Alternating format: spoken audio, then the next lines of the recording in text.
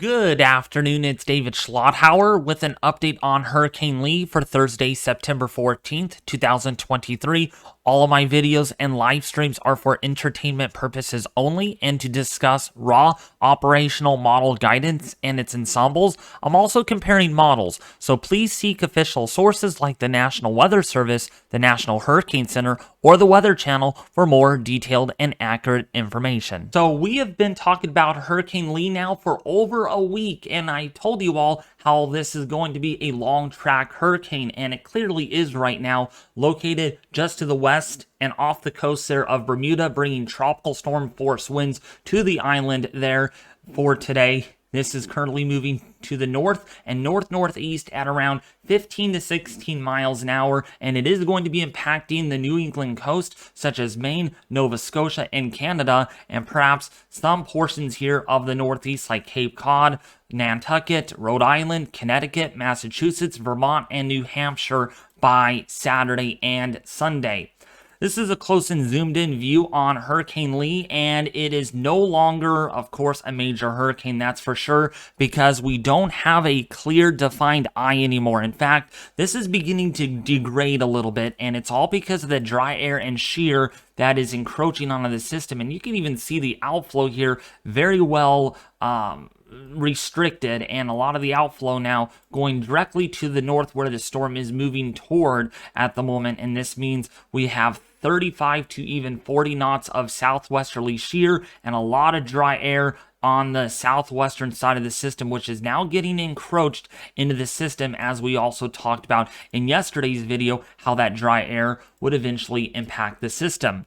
This is also a look at the water vapor imagery looking at Lee, and again, the darker colors here really illustrate how dry the air is, while the grayer colors or the whiter colors indicate more moisture in the atmosphere. So now, while this might be deceiving to see that, oh, there's a lot of moisture, David, on the southwestern side, we're also seeing a lot of dry air undercutting this feathery white cirrus outflow and getting entrained into the system with this westerly wind back here that is generating that shear, that background westerly flow that is going to keep the system, of course, from moving west, and it's going to keep it moving off towards the north and the northeast over the next several days. This is a look at the latest Recon mission, and we can see that the pressure on their first pass was 956 millibars, their second pass 957, and their last pass at 958. We could also see that the winds are no longer major on the northeastern and eastern quadrants, even so there are hurricane force winds, that's for sure. We are not seeing very intense, say, 96, 113, or 137 knot winds at all.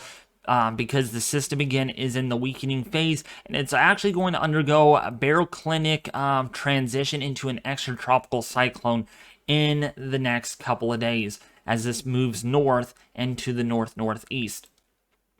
So Hurricane Lee right now, based on the Recon data, does not find any more major hurricane force winds. This orange that you see, that is 83 knot winds, so roughly almost 90 miles an hour or so is what we're thinking with this system. And the eye is pretty expansive here, well, really not much of a defined eye anymore, but it is pretty large at anywhere between about 25 to even 35 miles across or in diameter, so a pretty big eye here as this moves off to the north.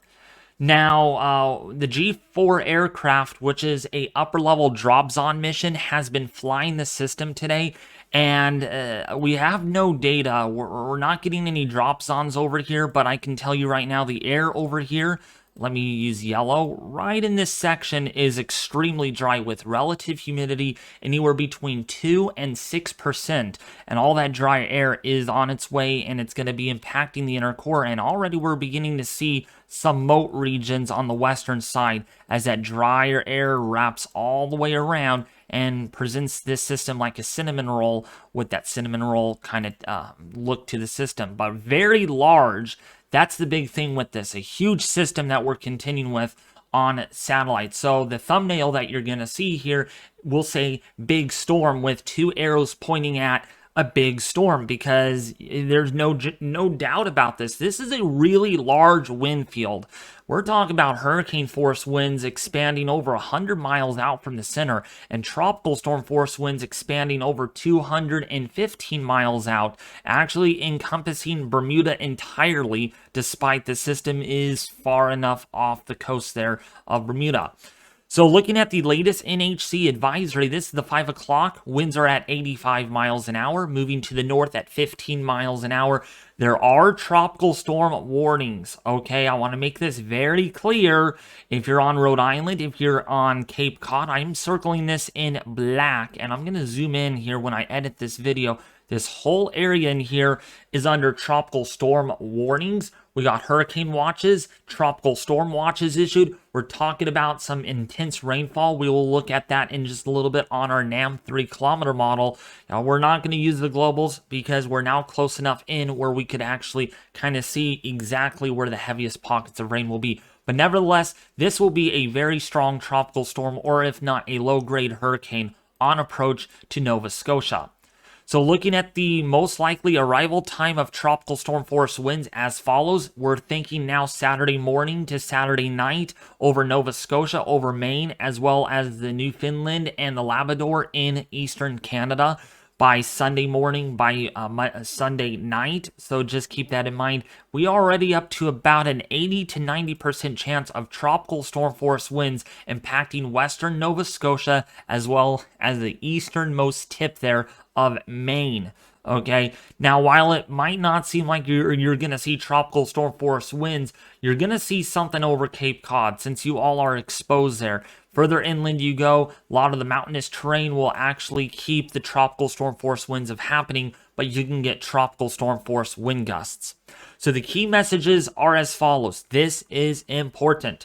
Tropical storm conditions, heavy rainfall, and high surf will continue to impact Bermuda through Friday morning, and a tropical storm warning is in effect for that island. Hurricane conditions and coastal flooding are possible in portions of eastern Maine, southern New Brunswick, as well as western Nova Scotia on Saturday, and a hurricane watch is already in effect for that area. Okay, a hurricane watch. Tropical storm conditions and coastal flooding are expected to begin in the southern New England on Friday afternoon and spread northward along the coast of New England through Saturday, where a tropical storm warning is in effect, or tropical storm warnings. Heavy rainfall from Lee may produce localized urban and small stream flooding across eastern New England into portions of New Brunswick as well, or Brunswick.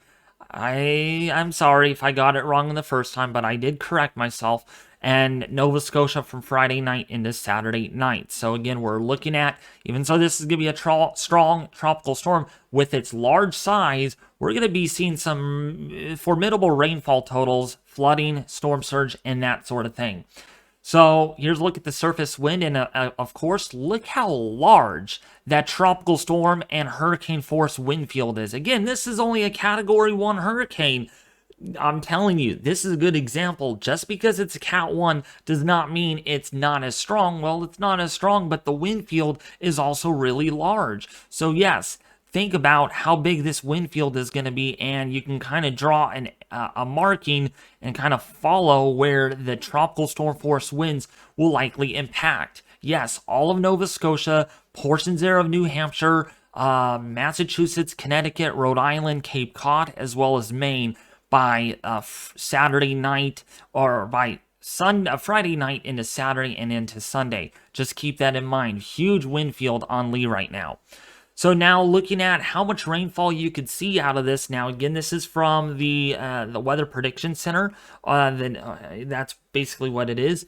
And they are forecasting anywhere between 1 to 2 inches for the time being. But again, they're going to be a little generous here. I'm thinking 2 to 4 inches over eastern Maine and Nova Scotia.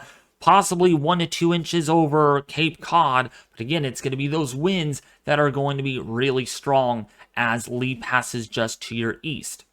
So as far as storm surge forecast, you all were wondering about that in my last video yesterday. We didn't have that for you, but today we do. Martha's Vineyard, 1 to 3 feet. Nantucket, 1 to 3 feet. Cape Cod Bay, 1 to 3 feet. Boston Harbor, 1 to 3 feet. The border of U.S. and Canada there, possibly as much as 1 to 3 feet. And then if you're on Long Island, maybe 1 to 2 feet of storm surge. So yes, there will be some storm surge. There might be some coastal flooding, some coastal impacts for sure with this one. So please do not underestimate how strong Lee is. Even so, it is weakening right now. It is going to be a big one for the New England coast as well as Nova Scotia. Now, speaking of that, here's a look at the rainfall or the risk of flooding. There's a 15% chance over eastern and central Maine for flooding. So the satellite presentation of Lee has degraded over the past day or so. An eye is no longer apparent, but deep convection continues to wrap all the way around the eastern and northern portions of the circulation. Deep convection has waned over the southwestern portions of the cyclone, likely due to an increase in southwesterly vertical wind shear and dry air entrainment, like we talked about. An Air Force Hurricane Hunter reconnaissance aircraft that has been investigating Lee this morning has measured peak flight level winds at around 96 knots, and SFMR winds are right around 70 knots. Using a blend of the flight level and SFMR data, the initial intensity has been lowered to 80 knots, but this could be a little generous. Lee is moving northward at a slightly faster forward speed at 12 knots. A faster forward northeasterly motion is expected during the next day or so around the western side of the mid-level ridge over the central Atlantic. A slight bend to the north-northwest toward the Gulf of Maine is likely late Friday or early Saturday as the southern extent of the mid-latitude trough moves off the mid-Atlantic coast. After that time, Lee is forecast to turn northeastward over the Atlantic Canada. The dynamical model guidance is tightly clustered and only minor adjustments were made to the previous official forecast. The NHC is close to the blend of the typical reliable GFS and ECMWF models. Southwesterly vertical shear is expected to increase over Lee during the next 24 to 36 hours, and this is likely to lead to gradual weakening during that time. Sea surface temperatures will decrease significantly just after 36 hours when Lee moves north of the Gulf Stream. The global model guidance suggests that Lee will begin extratropical transition Friday night, and this is likely to be completed within 48 hours, if not a little sooner. The NHC intensity forecast is a blend of the HFIP corrected consensus and the IVCN consensus model. It can't be stressed enough that regardless of Lee's designation, it will remain a large and dangerous cyclone while it approaches eastern New England and Atlantic Canada region. Okay, again, regardless of where it exactly makes landfall, the wind field will be really large. So large that there will be impacts to a wide population, including Cape Cod. So looking at the NAM 3-kilometer model, this is timing out when you're going to get your rainfall, when the winds are also going to be picking up. We'll look at the wind forecast here in a second, but we can go forward here and kind of see when the rain increases. Looks like it's going to pick up by early Saturday morning if you are in Nova Scotia, and then eventually in Maine throughout Saturday morning. So for the weekend, it's going to be very stormy. We're talking lots of rain, lots of wind, maybe some embedded water spouts, and maybe a tornado or two on the northwestern side of this. And this is going to go northward, and it's going to bring with it, again, more rain and more wind for the main area. And that's kind of where most of this system is going to be headed. Not to mention also maybe some strong winds, maybe some limited moisture, though, over Nova Scotia. But the winds are going to be strong. That is for sure. Looking at the HRRR model for tomorrow, you can see the rain arrives there by late tomorrow night into early Saturday, September the 15th and the 16th, and this continues. Now, the HRRR has the rain field a little bit further west, so definitely getting really wet and stormy over Cape Cod, Nantucket, as well as Rhode Island. So keep that in mind. If you're sleeping during this time, you're going to be woken up due to the strong winds. And that's the 18Z. This only goes out to a couple of days, and you can see 969 millibar system with moderate to heavy rainfall, maybe some thunderstorms, and of course, those winds that are going to be coming in out of the northerly and northwesterly direction. So now, how much rainfall can be expected? According to the NAM 3-kilometer model, you could be seeing as much as 2 to 4 inches, 2 to 3, I would say, for eastern Maine. That's what the NAM 3-kilometer indicates, as well as For Nova Scotia, maybe 2 inches. But again, it depends on which model you look at. The HRRR only had roughly maybe about a half an inch to an inch. So again, each model is going to have its different opinion. So now looking at the wind forecast, how strong will the winds be as far as Lee goes? Well, tropical storm force winds, okay, so when you look at about 35 knots, roughly speaking, that's about 40 miles an hour. Those are tropical storm force winds. So right in here, tropical storm force winds getting closer to Cape Cod as well as Nantucket, including for Rhode Island. This is for tomorrow afternoon and evening, and then the winds do pick up even more. We're talking clipping, maybe 50-knot winds right off the coast there of Nantucket and Cape Cod.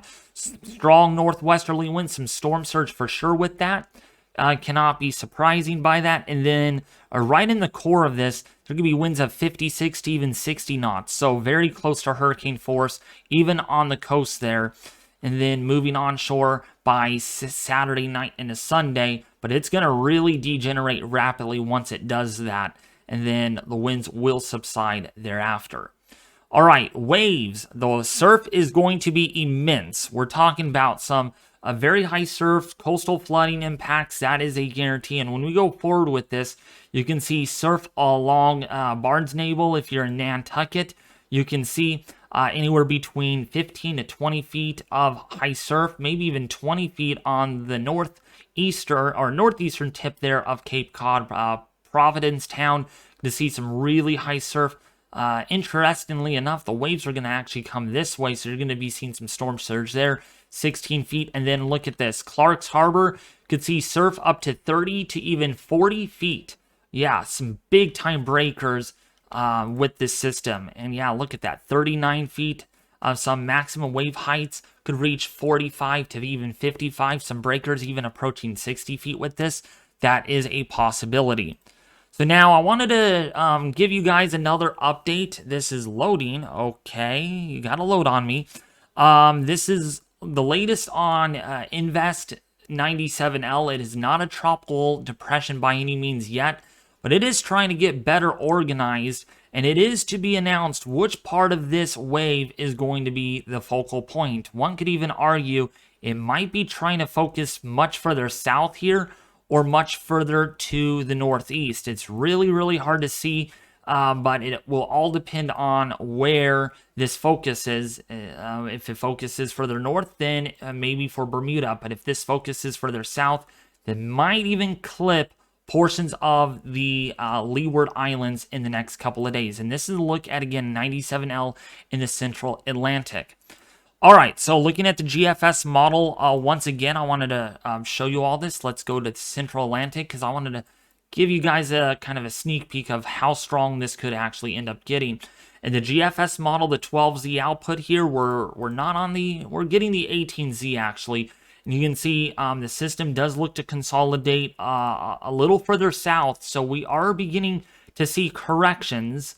So right here's where the 0Z from last night was. If we go forward, we can see now there's a correction further to the south. And so this is going to impact on where this is going to go now. Does it impact Bermuda? Does it impact, maybe gets very close to where Lee was, towards the Leeward Islands? We just don't know yet. So the fact that this has trended further south is a little bit worrisome for a lot of people. But for right now, we could only rely on our 12Z run since it's our complete run. And assuming that this gets very strong, we could be looking at another powerful hurricane, maybe a Category 2, maybe a low-end major hurricane that is Category 3 or greater. But on this particular model, it does not impact Bermuda in the next, say, 4 or 5 days. But again, it all depends on where that new center locates. If it focuses further south, that's going to make a huge, big difference. So now looking at, this is the Canadian model. Let's kind of look at the latest. So we can see the Canadian also indicates that it's going to go and get close to Bermuda, but now not as strong. But also we'll have to watch what comes off of Africa later on down the road. Very active tropics going to still continue. All right, now looking at the European model, what does that show? All right, let's move this forward, and it still thinks that the system is going to hit Bermuda directly head on. Okay, again, I'll zoom this in throughout the video once I edit this, showing you that this could be a Category 1 or 2 hurricane. So now, what about the intensity or the track forecast on this? Okay, so right now the spaghetti plot does indicate, now again, assuming where the center goes, we will see, I mean, I'm very sure about it, see more corrections to this. It's very hard to say if this is actually moving northwest or what.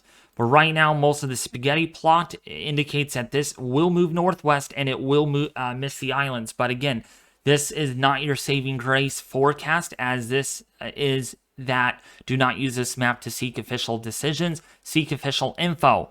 All right, that's what I state. That's what Dr. Levi Cowan states in this map right here on the top right side. Looking at the GEFS, and there's still some wild outcomes. This is out to day 7, and look at this, very, very uncertain in where where 97L will likely be headed. Now, if this does get named, this would be LMN.